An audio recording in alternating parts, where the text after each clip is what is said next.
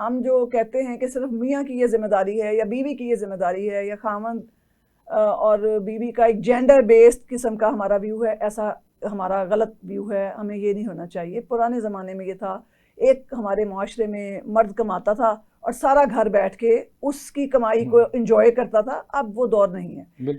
अब ज़्यादा केसेस के अंदर हम देखते ये हैं कि बच्चियां भी पढ़ रही हैं और उनके अंदर माशी एतबार से अपना कंट्रीब्यूशन करने के लिए नौकरी करने का भी एक ट्रेंड डेवलप हो गया है। और हो अल्लाह का शुक्र है कि इसमें कोई ऐसी बुराई वाली बात नहीं है। सिर्फ ये है कि शादी डिस्टर्ब ना हो, बच्चे डिस्टर्ब ना हो, घर डिस्टर्ब ना हो, प्रायोरिटी, और फिर ख़ास तौर पे ये कि कब आपने प्रोफेशन में 100% टाइम देना है, ये बहुत अहम है।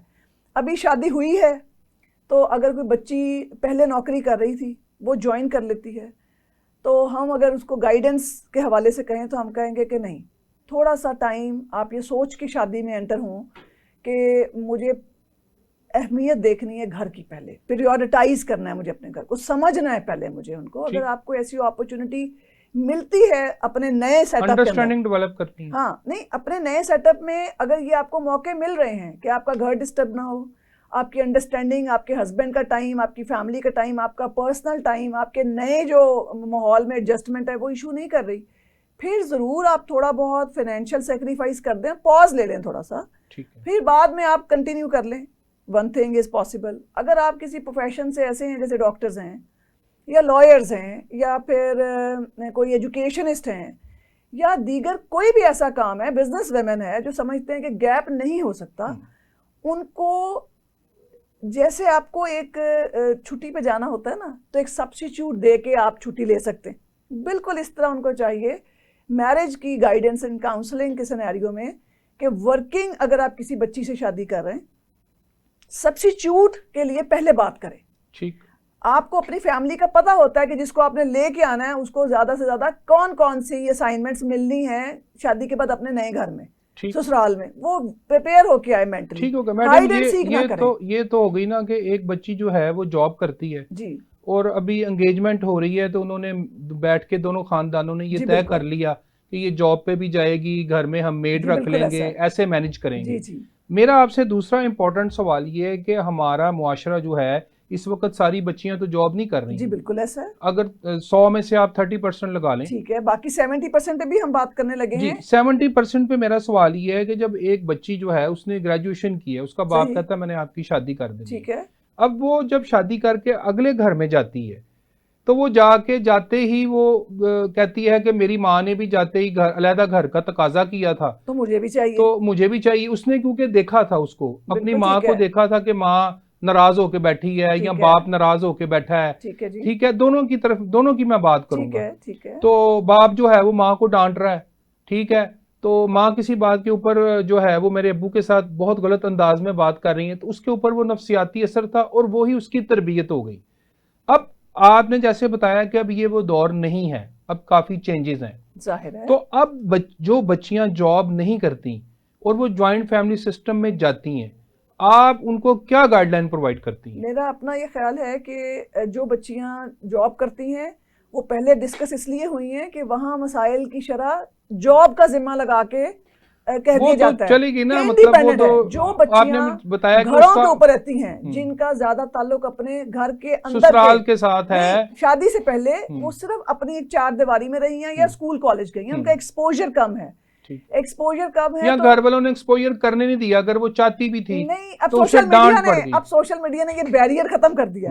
अब तो एक क्लिक के ऊपर आपको वर्ल्ड वाइड एक्सपोजर हो रहा है, और जो आपको नहीं कहीं मिल रहा वो वीडियोस के जरिए, टिकटॉक्स के जरिए, या एआई बता देगा आपको, या चले एआई जरा कह लें कि उस तरह शायद ना बताए, ये जो लाइव स्टोरीज चल रही है ना वो हर चीज को कवर कर रही हैं। तो अब एक्सपोजर की हम बात नहीं करेंगे, लेकिन एक्सपीरियंस और एक्सपोजर में बहुत फर्क है। किसी का कोई तजर्बा देखना वो मुशाहिदा है, उसको जब तक आपके अपने ऊपर से नहीं गुजरता आपको समझ नहीं आती कि हो क्या रहा है। तो ऐसी बच्चियां जो घरों में रहती हैं, जिनको वालिद ने कहा कि आपने ग्रेजुएशन के बाद मैंने आगे नहीं पढ़ाना, शादी कर देनी है, हम यहाँ कहेंगे यहाँ गाइडेंस एंड काउंसलिंग की जरूरत है। शादी तब होनी चाहिए जब बच्चे के अंदर ये अंडरस्टैंडिंग आए कि मैंने अब आगे पढ़ना नहीं, या मैंने क्यों नहीं पढ़ना, और मैंने पहले शादी करनी है फिर पढ़ना है, या सिर्फ ये तो ठीक होगा ना मैडम, यहाँ तक तो आपका जवाब ठीक है कि वो उसकी काउंसलिंग होनी चाहिए।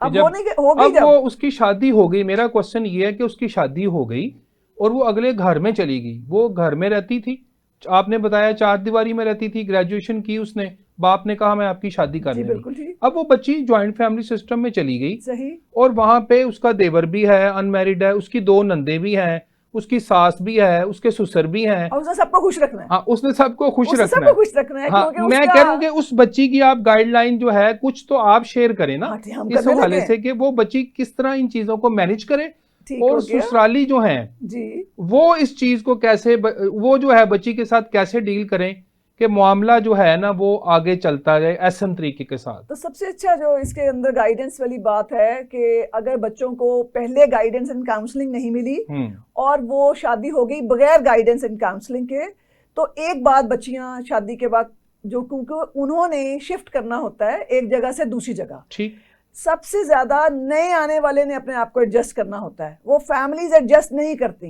ये बच्चियों को अपने जहन इस पे तैयार रखने चाहिए। बहुत अच्छी बात आपने कि हम एक हैं, वो पूरा खानदान है, पूरा खानदान हमारी वजह से यक बयक नहीं बदलेगा। हम जा रहे हैं, और हम कहाँ जा रहे हैं, अपनी पूरे घर की तरबियत लेके अपने माँ बाप की भी तरबियत आगे डिस्प्ले करने। तो जो आप डिस्प्ले करेंगे वही उनका सदका जारिया है। तो और वो ये भी देखेंगे कि ये बच्ची के माँ बाप ने इसकी तरबियत कैसी की है, इतनी अच्छी की है, वो उसको देख के दुआएं जाएंगी। हाँ, या तो वो मॉनिटर कर रहे होते हैं ना कि यार आपके बाप ने या माँ ने आपने ये सिखाया। मैं कहती हूँ कि मॉनिटर का लफ्ज बेहतर नहीं, हम कहते हैं क्रिटिसाइज कर रहे होते हैं। और वो अगर कुछ आप अच्छा नहीं करते, वो बेशक आपकी जात की वजह से अच्छा नहीं हो रहा होता, लेकिन कहते हैं माँ ने इन्हों नहीं सिखाया, या यदि बाप ने इन्हों नहीं दसिया, या nobody is there to tell them meaning. लेकिन यहाँ पे ये भी मैं ऐड करूंगा इसके साथ कि बाद ससुराली इस तरह के हैं कि बच्ची जो है वो घर को संवारने के लिए पूरा जोर लगा रही है, और वो सफाई भी कर रही है, वो भांडे भी मांज रही है, वो खावन दी भी खिदमत कर रही है, देवर नूं भी चाह दे रही है, मगर उन्होंने फिर कोई ना कोई एडे मुंह खोल के ना उन कोई ना कोई गल करदा पे, ये भी गलत है। नहीं, गलत होना तो एक हम डिस्कस ही नहीं कर रहे, हम डिस्कस करें आपने उसके साथ मीट कैसे करना है। सिचुएशन आ गई कि किसी ने आपको अप्रिशिएट किया और किसी ने आपको अप्रिशिएट नहीं किया, डिस्करेज किया। आपने दोनों सूरतों में ये ज़हन में रखना है कि अल्लाह रब्बुल इज़्ज़त की इतनी बड़ी शान है और वो इतना ताकतवर है, इसके बावजूद वो दुनिया जो भी करती रहे उसकी रहमतों का नज़ूल नहीं रुकता, उसकी हमारे ऊपर माफ़ करना, दरगुजर करना और हमें हर चीज़ देने का निज़ाम कहीं डिस्टर्ब नहीं होता। जी ठीक हो गया मैडम, आपने इसमें ये इंपॉर्टेंट बात बताई है कि बच्ची जो है वो एक ख़ानदान में जा रही है, ख़ानदान वालों ने नहीं बदलना, वो तो रह रहे हैं, आपने जाके वहाँ पे अपनी जगह बनानी है।